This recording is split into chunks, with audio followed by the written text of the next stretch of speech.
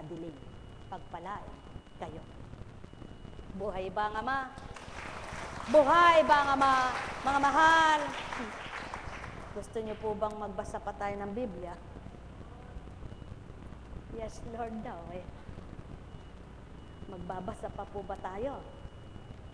Ay, sige po, magbasa tayo. Ay, naku, Ama.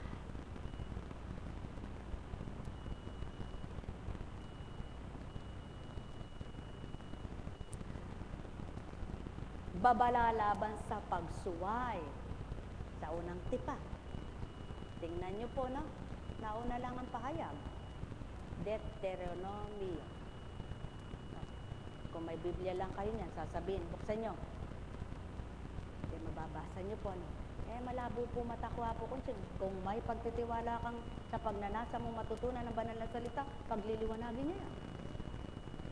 Kayo'y malapit ng dalhin ni Yahweh sa lupaing ipinangako niya sa inyong mga hinunong sina Abraham, Isaac, at Jacob. Maninirahan kayo sa malalaki at masganang lungsod na hindi ninyo itinayo. Titira kayo sa mga tahanang gusto sa lahat ng bagay. Nakikinig po ba kayo? Ngunit hindi ninyo pinaghirapan. Iinom kayo ng tubig na galing sa mga batong hindi ninyo hinukay. Mamimitas kayo sa mga ubasan at sa mga olibong hindi ninyo itinanim. Kung kayo'y naroon at nananagana sa lahat ng bagay, huwag ninyong kalilimutan si Yahweh na nag-alis sa inyo sa bansang Ehipto. Magkaroon kayo ng takot sa Kanya. Paglingkuran ninyo siya at mamuhay kayo ng tapat. Huwag kayong maglilingkod sa Diyos-Diyosan ng mga bayang pupuntahan ninyo. Si Yahweh mapanibughuin.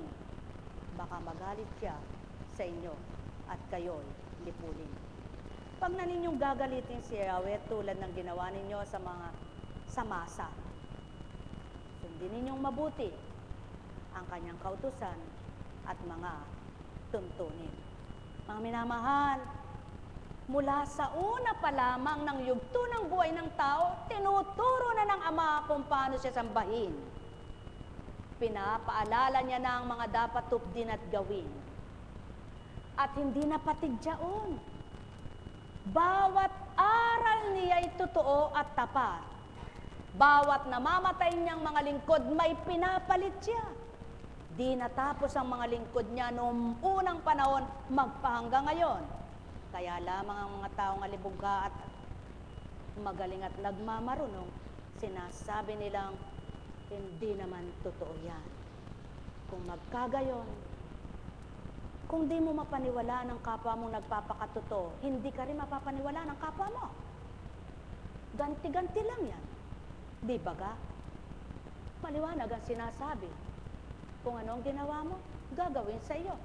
Paano mong hindi mapaniwala ng kapwa mo nagbabago kung totoo kang nagbabago sa makatwid?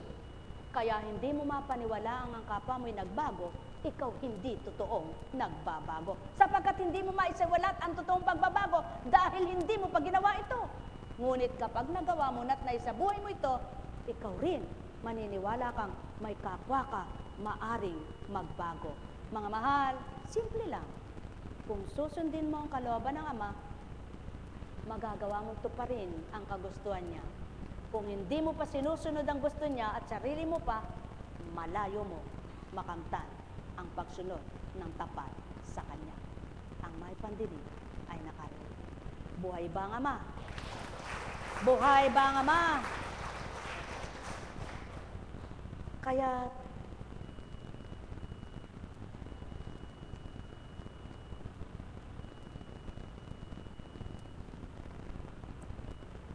ayon sa Pilipos,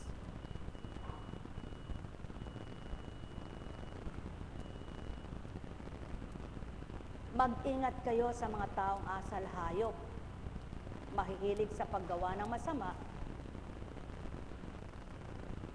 Ang pagsamba sa Diyos, Espiritu, ay kay Kristo, Jesus, at ang kagalakan. Buhay ba ang Ama? Sa makatwid, ang taong nagpapakabuti, hindi niya iiwanan ng kapwa niya at itatakwil. Subalit iiwasan niya dahil wala siyang makuhang mabuti sa kanya at maiturong maganda, baka pati siya'y matangay pa. Hindi mo siya itatakwil. Hindi mo siya kagagalit yung ginagawa. Hindi mo kagagalit ang ginagawa niya. Subalit, iiwas ka sa masama niyang gawa. Baka kumbaga sa sakit na nakakahawa, mahawa ka sa kanyang ginagawa, matulad ka sa kanyang gawa. Subalit kung ang nakikita mo'y pawang mabuti at sa kanya ka nakitungo, ikaw na masama, ay naghanap ng mabuti, ginusto mong mabuti, masasama ka sa kabutihan ng iyong kapwang sinamahan. Buhay ba ang Ama? Buhay ba ang Ama? Kailanman ay hindi sinabi ng Amang itakwil mo ang kapwa mo. Kailanman ay hindi sinabi ng Amang isumpa mo ang kapwa mo. Kailanman ay hindi sinabi ng Amang magalit ka sa kapwa mo. Kundi ang sabi niya, iwasan mo ang magiging daan ng ipagkakasala mo.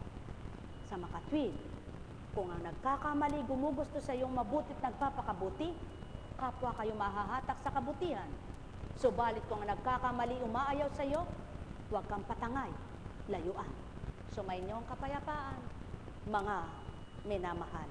Subalit huwag mo siyang itakwil, ipanalangin, mahalin. Pagpalain kayo. May tinuro ba sa inyong masama? May tuturo ba sa inyong masama? Yamang wala, nawa kayo'y makaunawa, magtiwala, makatupad, makatanggap, at magalak. Kapatirang Divine Mercy, buhay ba ang Ama? Buhay ba ang Kristo? Buhay ba ang Espiritu? Sumainyo ang kapayapaan. Kaya nga, kung wala ka namang ginagawa sa Kanya, bakit hindi mo alam at di ka kinakausap at hindi ka binabati? Nililisya niya yung tingin sa iyo, alam niya namang nakikita ka niya. Huwag kang magalit sa Kanya. Ipanalangin mo siya sa pagpapaimbabaw na ugali niya. Sapagkat kapag nagdamdam ka sa Kanya, katulad mo siya. At yan ang gusto ng Ama. Ang maling nakikita mo sa kapwa mo'y huwag mong tutularan, kundi bagkos, iwasan mo, huwag kang sa Kanya ay matulad bilang anak kang marapat. Pagpalain kayo. Sumainyo ang kapayapaan, mga minamahal. Nektarameneyahanam. Nektarameneyahanam. Nektarameneyahanam. Mga mahal, pakatandaan ninyo. Halimbawa, isa kang estudyante at may dalawa kang guro. Pagbabasihan mo yung dalawa na yan kung totoo kang mag-aaral at kung matalino kang nilalang. Susuriin mo yung dalawang guro mo na yan sa mga tinuturo nila.